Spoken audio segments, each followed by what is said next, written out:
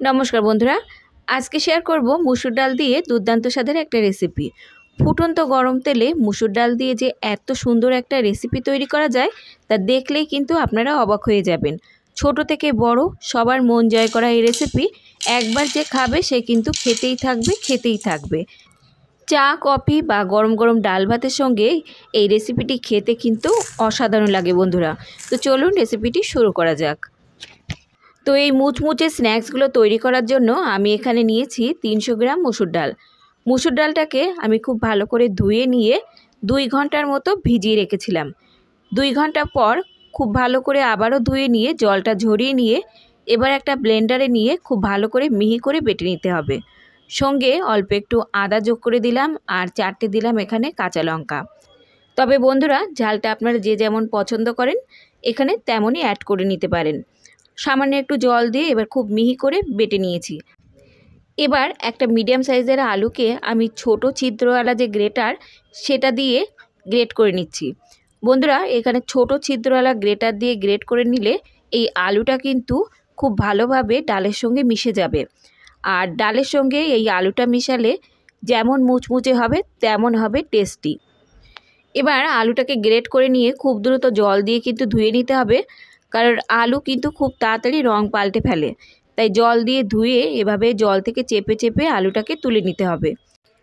এবার অন্য একটা পাত্রে আলুটা নিয়ে তার মধ্যে বেটে রাখা যে মুসুর ডাল সেটা দিয়ে দিচ্ছি। আর কিছু মশলা এর মধ্যে যোগ করতে হবে।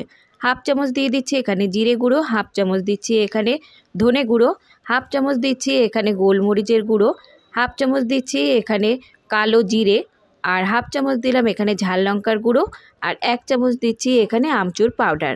তবে বন্ধুরা, আপনারা আমচুর পাউডারের পরিবর্তে এখানে কিন্তু চাট মশলাও ব্যবহার করতে পারেন। হাফ চামচ দিলাম এখানে হিং, আর 2 চামচ দিচ্ছি এখানে কর্নফ্লাওয়ার। তবে কর্নফ্লাওয়ার না থাকলে আপনারা কর্নফ্লাওয়ারের পরিবর্তে এখানে ময়দার ব্যবহারও করতে পারেন। স্বাদ মতো দিয়ে দিলাম লবণ, আর যোগ করে দিচ্ছি 1 কাপ চালের গুঁড়ো। বন্ধুরা, এই চালের গুঁড়োটা কিন্তু বাজারের কেনা চালের গুঁড়ো। এবার শেষে যোগ করে দিচ্ছি সামান্য পরিমাণ বেকিং পাউডার। এবার এই সমস্ত উপকরণগুলো খুব ভালো করে মেখে নিতে হবে। আর এই মাখাটা কিন্তু বন্ধুরা একটু কিন্তু টাইট করে মাখতে হবে। খুব বেশি কিন্তু নরম হবে না, আর খুব বেশি কিন্তু আবার শক্তও হবে না। তো যদি খুব বেশি নরম মনে হয় তাহলে আর একটু চালের গুঁড়ো কিন্তু এর মধ্যে মেশাতে হবে। তো আমার এই মিশ্রণটা বেশি নরম বলে মনে হচ্ছে, তাই আমি আরও হাফ কাপ মতো চালের গুঁড়ো এখানে মিশিয়ে নিলাম। তো বন্ধুরা, আপনারা দেখতেই পাচ্ছেন যে মাখাটা কেমন হবে। ঠিক এই রকম কিন্তু একটু টাইট করে মেখে নিতে হবে। এবার আমি এখানে একটা প্লাস্টিকের বোতল নিয়েছি, আর প্লাস্টিকের বোতলের মুখটা ঠিক এইরকম ত্রিকোণভাবে কেটে নিয়েছি। তো আপনারা চাইলে কিন্তু গোল করেও কেটে নিতে পারেন। আর এই ব্যাটারটা ভরার জন্য একটা প্লাস্টিকের দরকার। তো আমি এখানে একটা তেলের যে প্লাস্টিক সেটা নিয়েছি। আপনারা চাইলে যে কোনো প্লাস্টিক এভাবে একটু কেটে নিতে পারেন। তো এবার প্লাস্টিকের মধ্যে ব্যাটারটা আমি ভরে নিচ্ছি। পুরো ব্যাটার কিন্তু আমি ভরছি না, হাফ ব্যাটার ভরে নিচ্ছি। হাফ ব্যাটার ভরে নিয়ে এবার যেটা করতে হবে, এই সাইড দিয়ে এক কোণা কিন্তু এভাবে কাঁচি দিয়ে কেটে নিতে হবে। তো দেখুন, চাপ দেওয়ার পরে কিন্তু খুব ইজিভাবে এখান থেকে বেরিয়ে আসছে। আর প্লাস্টিকের মধ্যে ভরা যে ব্যাটারটা এভাবে কিন্তু খুব সহজে বোতলের মধ্যে ভরে নেওয়া যাবে বন্ধুরা। আমাদের প্রত্যেকের বাড়ি মুসুর ডাল কিন্তু কম বেশি থেকেই থাকে বন্ধুরা।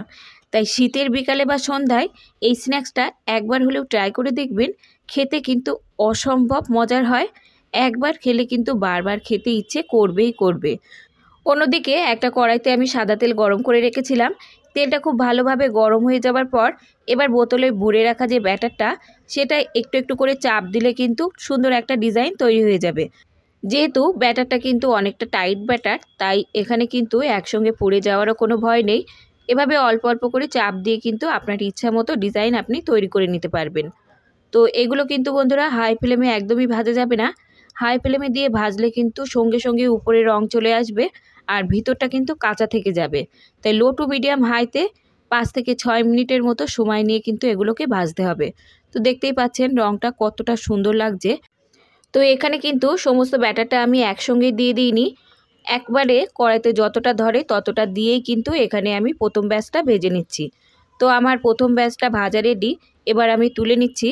আর এইগুলো কিন্তু একদমই কিন্তু তেল অ্যাবজর্বও করে না, তাই তেলেরও কিন্তু কোনো ভয় নেই বন্ধুরা।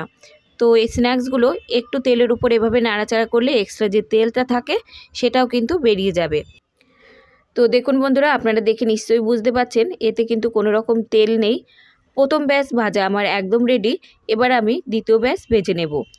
তো এভাবে আবারও অল্প অল্প করে দিয়ে 5 থেকে 6 মিনিটের মতো লো টু মিডিয়াম হাইতে দিয়ে আরেকটা ব্যাচও ভেজে তুলে নিচ্ছি। বাড়িতে থাকা উপকরণ আর বাড়িতে থাকা মসুর ডাল দিয়ে যে এত সুন্দর একটা স্ন্যাক্স রেসিপি তৈরি করা যায় বন্ধুরা, তা বাড়িতে একবার ট্রাই না করলে আপনারা বুঝতে পারবেন না। তো আমার সবগুলো স্ন্যাক্স ভাজা রেডি। এবার আমি সার্ভ করে নিচ্ছি। তো বন্ধুরা, আওয়াজ শুনে নিশ্চয়ই আপনারা বুঝতে পারছেন যে স্ন্যাক্সগুলো কতটা মুচমুচে। আর বন্ধুরা, এই স্ন্যাক্সগুলো আপনারা একবার ভেজে কিন্তু এয়ারটাইট কন্টেনারে 7 দিন পর্যন্ত স্টোর করে রাখতে পারবেন। তো দেখুন, দেখেই আপনারা বুঝতে পারছেন যে কতটা মুচমুচে আর খাস্তা। আজকের রেসিপি ভালো লাগলে লাইক, শেয়ার, কমেন্টের সাথে সাথে চ্যানেলটাকে সাবস্ক্রাইব করে রাখার অনুরোধ রইল। আজ তাহলে এই পর্যন্ত বন্ধুরা, দেখা হবে অন্য কোনো রেসিপির সঙ্গে। ততক্ষণ সুস্থ থাকবেন, ভালো থাকবেন। আর রেসিপিটি সম্পূর্ণ দেখার জন্য সকলকে ধন্যবাদ।